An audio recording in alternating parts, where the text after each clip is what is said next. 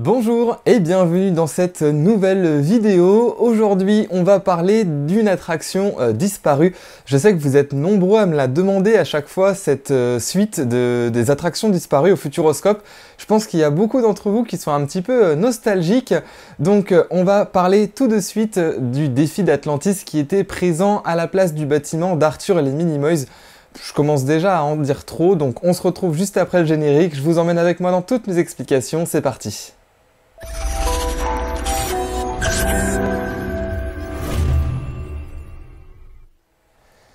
Alors déjà dans un premier temps, je tiens s'il vous plaît à vous demander à vous abonner à cette chaîne si ce n'est pas déjà fait parce que vous êtes plus de 75% à regarder mes vidéos sans y être abonné.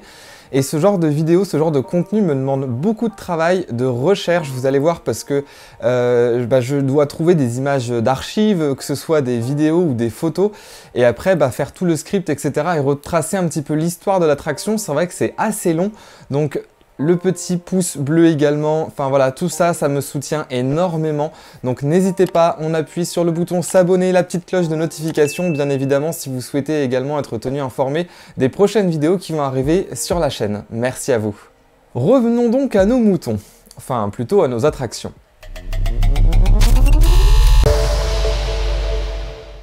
Le défi d'Atlantis est une attraction qui a ouvert en avril 2000, oui, il y a déjà 23 ans, et vous allez voir pour l'époque, encore une fois, ça va être une dinguerie au niveau technologique. Mais bon, le Futuroscope est là pour ça, et aussi pour nous montrer les nouvelles technologies, les technologies du futur.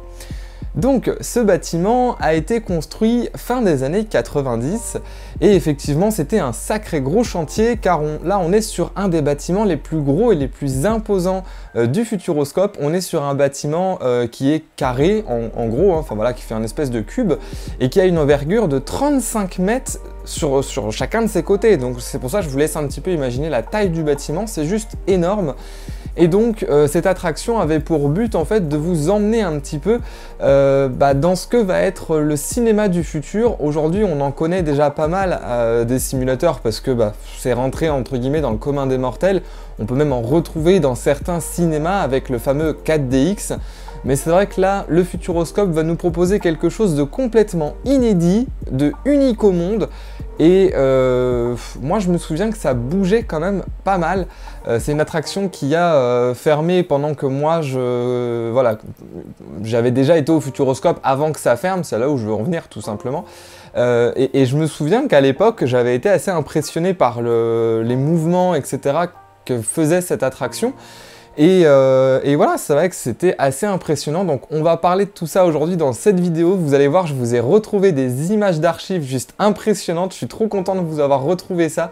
Des publicités également du Futuroscope, enfin ça va vraiment être sympa. Après au niveau des images, j'en ai, mais pas non plus énormément. Malheureusement quand on parle des anciennes attractions disparues comme ça, les réseaux sociaux et les téléphones n'étaient pas aussi évolués que maintenant. Du coup, on avait beaucoup moins de facilité à prendre des photos et à les publier sur internet que maintenant. Donc c'est vrai que c'est un petit peu la difficulté. Et ce que je vous disais justement en début de vidéo, c'est beaucoup de recherche. Donc pardonnez-moi si je n'ai pas autant de photos et de vidéos que vous aimeriez le voir en tout cas.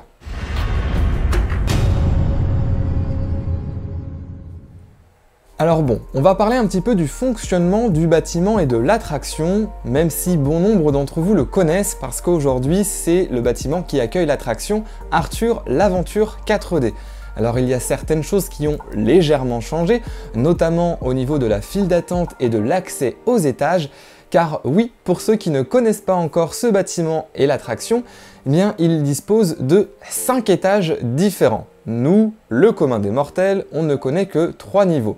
Le rez-de-chaussée où vous avez la plus grosse file d'attente actuellement et là où se trouvait également l'entrée de l'ancienne attraction. Par contre, ce qui diffère, je vous mets également des photos juste à côté de moi, c'est que vous aviez des escaliers partout. Alors moi perso, je me souviens pas forcément parce que j'ai dû le faire une ou deux fois quand j'étais plus jeune. Et j'ai pas vraiment de souvenir en fait quant à cette attraction au niveau file d'attente, etc. Voilà, quand j'ai recherché sur internet, j'ai vu qu'il y avait des aquariums. Malheureusement, j'ai pas de photos de tout ça, mais j'ai vu des écrits sur le. Encore une fois, j'ai eu pas mal de sources sur le forum du Futuroscope. Et c'est vrai que quand les gens en parlent, on essaye d'imaginer, mais malheureusement, encore une fois, on n'a pas de photos. mais c'était complètement différent que ce que c'est maintenant. Donc on avait donc le fameux rez-de-chaussée, comme on a maintenant donc la file d'attente d'Arthur l'Aventure 4D, et ensuite on a plusieurs étages. Donc maintenant on a la chance d'avoir 2 ascenseurs pour pouvoir monter au 2e ou au 4e niveau, donc le 1er ou 2e étage.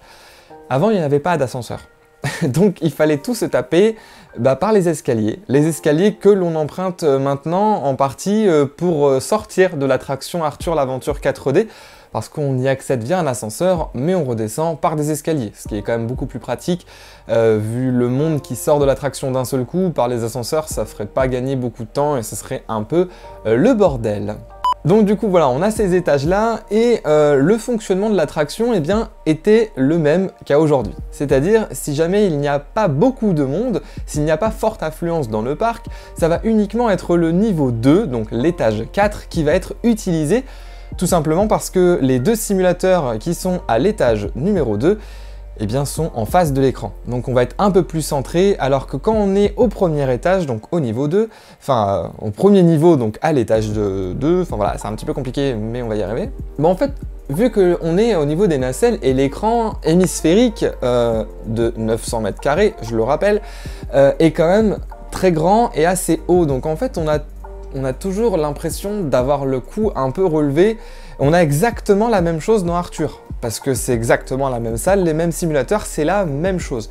Donc c'est vrai que quand on se rend compte qu'on est au premier niveau, on a l'impression d'avoir le cou vachement relevé, donc c'est vrai que c'est pas forcément évident, et voilà, imaginez quand il n'y avait pas beaucoup de monde, si vous vouliez faire l'attraction plusieurs fois, il fallait taper les 4 étages à pattes. Bien sûr, il y avait un ascenseur pour les personnes à mobilité réduite, mais 4 étages à se taper à pied, montée et descente, ça devait pas forcément être très sympa. Une fois donc que vous étiez arrivé à votre niveau, parce qu'effectivement vous étiez guidé par un opérateur attraction qui vous disait niveau 1 ou niveau 2, vous arriviez dans une autre salle d'attente, donc la dernière, avec le pré-show et les consignes de sécurité qui étaient données sur le fonctionnement de l'attraction et sur les lunettes 3D. Qui de souvenirs pesaient 3 kg chacune, parce que c'était très lourd, imposant, et souvenez-vous, je ne sais pas pour ceux qui ont fait l'attraction si vous vous souvenez, mais les anciennes lunettes 3D embarquaient la stéréo. Donc en fait vous aviez des petits écouteurs au niveau des lunettes qui vous permettaient d'avoir des effets sonores en plus du son qui était dans la salle. Donc ça c'était vraiment sympa. Ils l'ont pas remis je pense dans Arthur l'Aventure 4D parce que c'était vraiment des lunettes énormes et juste à titre d'information, une paire de lunettes c'est environ 300 €. Donc on va éviter quand même de faire des frais vu que maintenant les gens prennent de moins en moins soin du matériel qui a mis à disposition. On l'a bien vu dans l'attraction Sébastien Loeb Racing Experience avec les casques de réalité virtuelle qui étaient cassés tous les 4 matins. Je pense qu'il ne pouvait plus se permettre aussi de mettre des 1000 et des 100 dans ces paires de lunettes. Déjà, il y avait le côté de l'inconfort, parce que c'était vraiment des grosses lunettes très lourdes. Et avec les mouvements, on les perdait en fait. Il suffit qu'on soit un petit peu secoué. Et le simple fait de faire des mouvements, la tête en avant comme ça, les lunettes venaient à glisser sur le nez. Donc moi je me souviens d'être non-stop en fait à remonter les lunettes au niveau du nez parce que ça faisait que de tomber tout le temps. Donc voilà, il y a dû avoir aujourd'hui des améliorations. Oui, ils ont enlevé le son qu'il y avait avant, mais c'est aussi pour un peu plus de confort pendant qu'on est dans l'attraction tout simplement. Sur chacun des étages, donc je le rappelle, il y a 2 étages différents où vous pouvez embarquer dans l'attraction. Il y a à chaque fois 2 simulateurs de 25 places chacun. Donc ces simulateurs sont assez gros quand même, pour ceux qui n'ont jamais fait encore une fois Arthur l'Aventure 4D, ce sont des simulateurs assez imposants, je crois d'ailleurs que c'est les simulateurs les plus gros du parc. Et donc 25 places par simulateur, ça va vouloir dire 2 choses. Déjà, ça veut dire une sacrée puissance au niveau des vérins hydrauliques qui sont en dessous, qui vont permettre de faire bouger la nacelle. Et ça va également vous paraître bête, mais la prochaine fois que vous irez faire Arthur l'Aventure 4D, essayez, si vous avez l'occasion, de le faire une fois au milieu du simulateur et une fois complètement sur un coin. Moi, je sais que quand je suis au premier niveau, j'aime bien me mettre tout derrière dans un coin. Parce que du coup, on va avoir moins besoin de mettre la tête en haut, sachant qu'on va être plus reculé et on va avoir quand même beaucoup plus de mouvement. Prenez tout simplement une feuille de papier. Oui, c'est mon script, il est caché, vous le voyez jamais. Là, je vous le montre, voilà. Prenez tout simplement cette feuille de papier. Imaginez que c'est le simulateur. Si jamais vous êtes au milieu de la nacelle, vous voyez en fait que quand on bouge, eh bien vous au milieu n'allez quasiment pas bouger. Mais imaginez que maintenant vous êtes sur un des côtés. On va refaire les mêmes mouvements et regardez l'amplitude que vous allez prendre en fait. Donc ça va aussi dépendre de la façon dont vous allez vous positionner sur la nacelle. Donc moi je sais que c'est toujours des petites choses comme ça que je donne aux visiteurs que j'accompagne, c'est voilà, les simulateurs assez grands comme ça, eh bien mettez-vous sur des extrémités. Alors du coup, pour le niveau 1, comme je le disais, je vous conseille de vous mettre tout derrière, et pour le niveau 2, eh bien c'est l'inverse, il faut vous mettre tout devant, parce que là, vous allez vraiment être en immersion totale dans l'écran, et vous n'allez pas être gêné en fait par les espèces de tiges qu'il y a actuellement dans l'attraction qui vont vous faire les effets de chatouillis sur la tête dans Arthur l'aventure 4D. Donc au moins vous serez vraiment dans l'attraction complète et vous allez avoir une immersion totale et ça franchement c'est plutôt sympa. Donc du coup 4 simulateurs, 25 places chacune, on a un débit théorique de 100 personnes par séance, donc c'est quand même pas mal, sachant qu'une séance dure environ 5 minutes. On est sur un débit de l'attraction d'environ 600 personnes par heure. Alors oui, ce n'est pas énorme, mais c'est quand même déjà pas mal parce que, faut le rappeler, ce n'est pas un dark ride, ce n'est pas un coaster. Donc automatiquement, il faut l'embarquement, le débarquement, il y a les ceintures de sécurité qu'il y avait avant, d'ailleurs on va y revenir. Les barres de sécurité, les lunettes, etc., la vérification des agents. Donc c'est vrai qu'au niveau du débit de l'attraction, eh bien c'est pareil, on était à 600 personnes par heure avant pour le défi d'Atlantis, et on est toujours à 600 personnes par heure avec Arthur l'aventure 4D. Alors oui, tout à l'heure je vous parlais de ceinture de sécurité. Pourquoi? Eh bien tout simplement parce qu'au défi d'Atlantis, avant vous aviez une double protection. Vous aviez une ceinture de sécurité, mais de souvenir elle serrait quand même beaucoup. Donc c'est vrai qu'on ne pouvait pas bouger. Franchement, bon, d'un côté c'est fait pour, c'est une ceinture de sécurité, mais bon, c'est pas non plus une ceinture d'immobilisation. Et vous aviez la lap bar, donc c'est la petite barre, vous savez, qui fait clic, clic, clic, clic, clic quand vous la ramenez vers vous et qui va complètement se verrouiller pour vous mettre en sécurité dans l'attraction. Aujourd'hui, c'est quelque chose qui a été enlevé, la ceinture de sécurité, pour laisser place uniquement à la lap bar qui est largement suffisante au niveau de la sécurité de l'attraction. Pour les plus nostalgiques d'entre vous, je vous mets tout de suite la bande-annonce de l'attraction Le Défi d'Atlantis.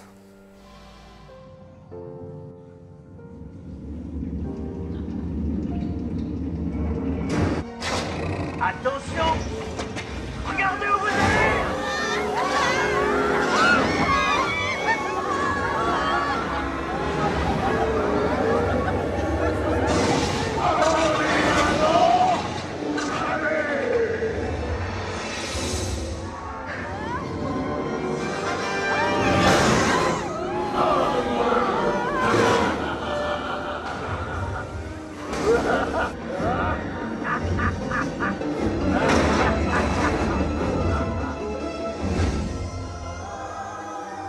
Je vous avais pourtant averti. Maintenant, faudra de ma barquette. Ne restez pas là.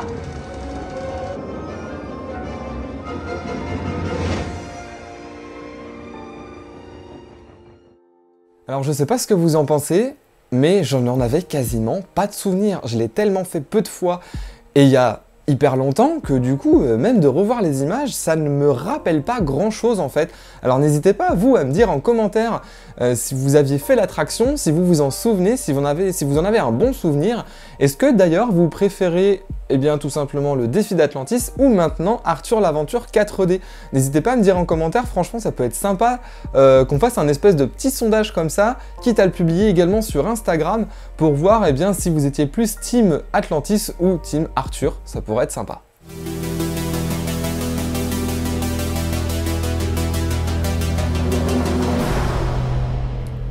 Bon, je vous disais tout à l'heure que j'avais réussi à vous retrouver quand même des images d'archives, dont la bande-annonce que je viens de vous passer tout à l'heure.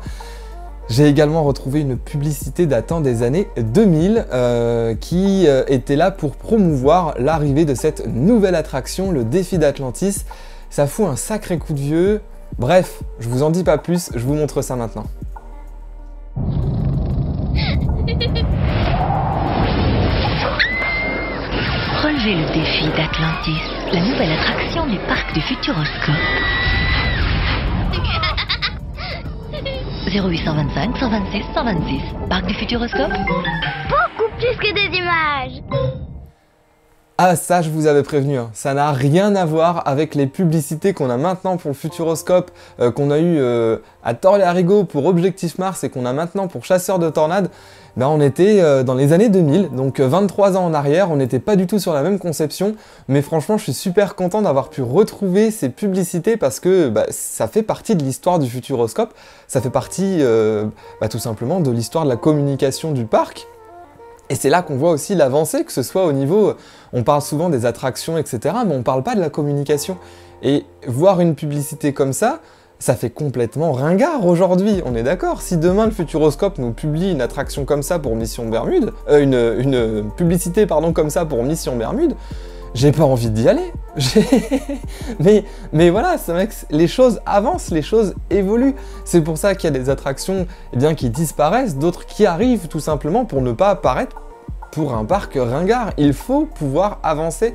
Donc oui, effectivement, on peut être déçu que certaines attractions disparaissent. On a déjà parlé de plusieurs attractions disparues, hein, bien sûr, sur la chaîne. Et on a toujours une petite nostalgie comme ça qui est là, soit elles ont disparu et elles sont toujours en fantôme entre guillemets dans le parc. Je note ici le Dynamic 1, donc le DMS 1, sur lequel j'avais également fait une vidéo que je vous mets en fiche si vous souhaitez la regarder. Mais c'est vrai que du coup, voilà, on est obligé d'avancer au niveau des années, au niveau technologique, c'est inévitable. Et le Futuroscope fait bien justement de changer parce que, est-ce que vous voyez toujours le défi d'Atlantis maintenant? N'hésitez pas également à me dire en commentaire, est-ce qu'il aurait toujours sa place aujourd'hui au Futuroscope? Moi aujourd'hui je ne pense pas. Parce que Arthur l'Aventure 4D, ils ont quand même rajouté plein d'effets à l'intérieur. Elle a quand même été élue la meilleure attraction du monde. Donc pour moi c'est un mal pour un bien.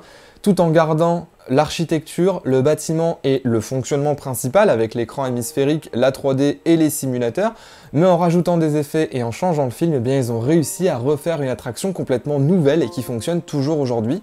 Donc moi je trouve ça vraiment top.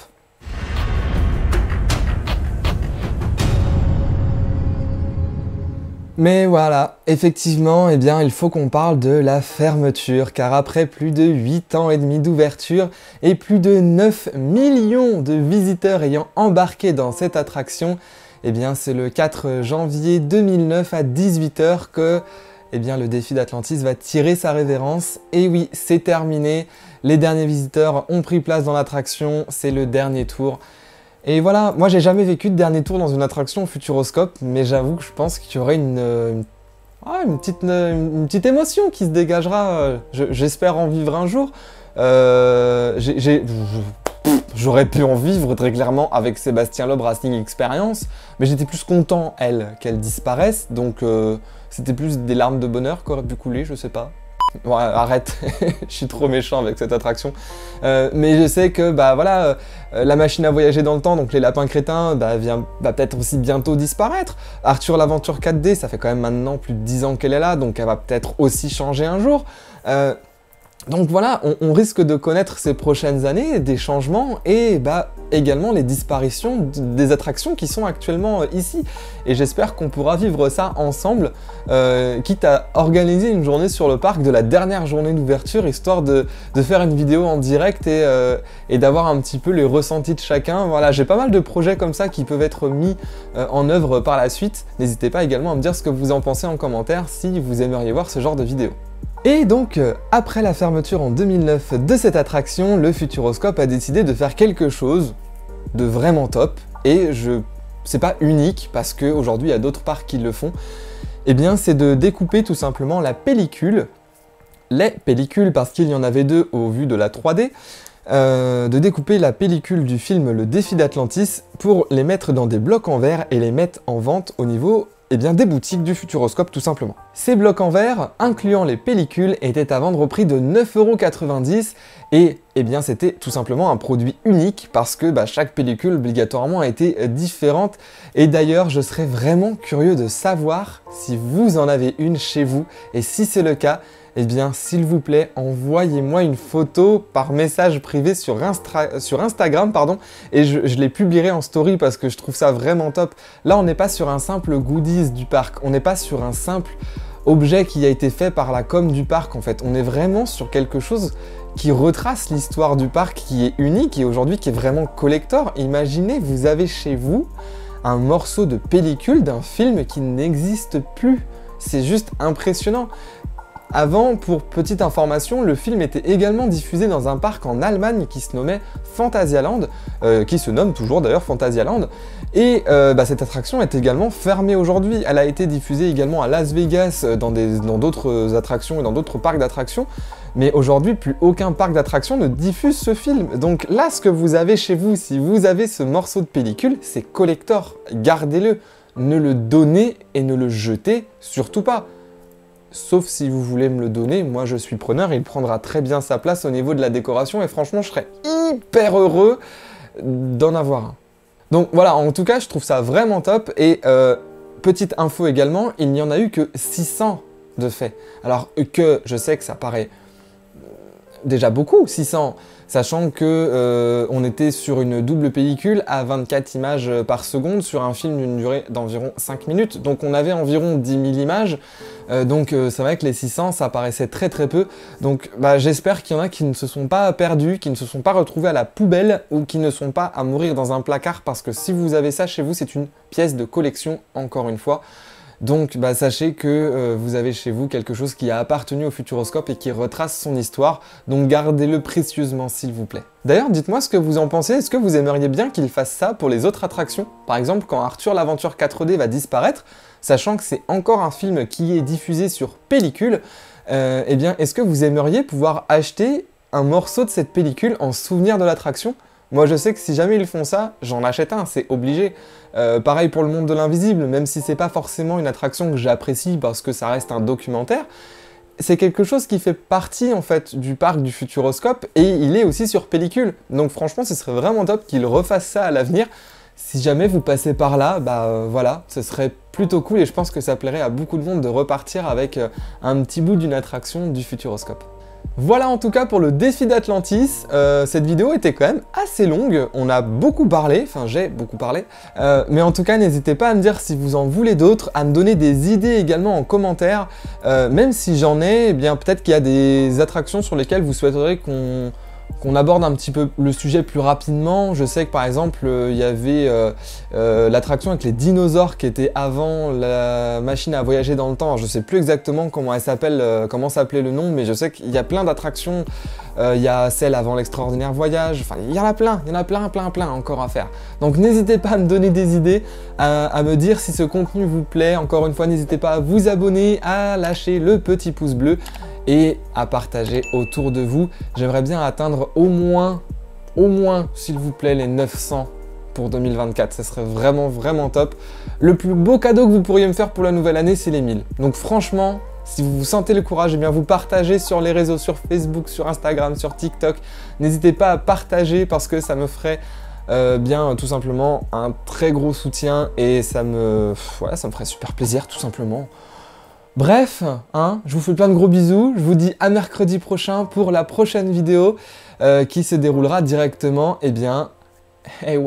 sur le parc du Futuroscope pour le Park Fan Event. Il reste encore des places, donc n'hésitez pas si vous souhaitiez nous rejoindre pour cette folle journée qui va se passer sur le parc du Futuroscope qui est organisée par Parc Actu. Ça va vraiment être une dinguerie, donc je vais vous faire plein d'images, des directs sur Insta, des images sur TikTok, voilà, et puis plein d'images pour YouTube également. Bref, à mercredi prochain, portez-vous bien. Ciao ciao.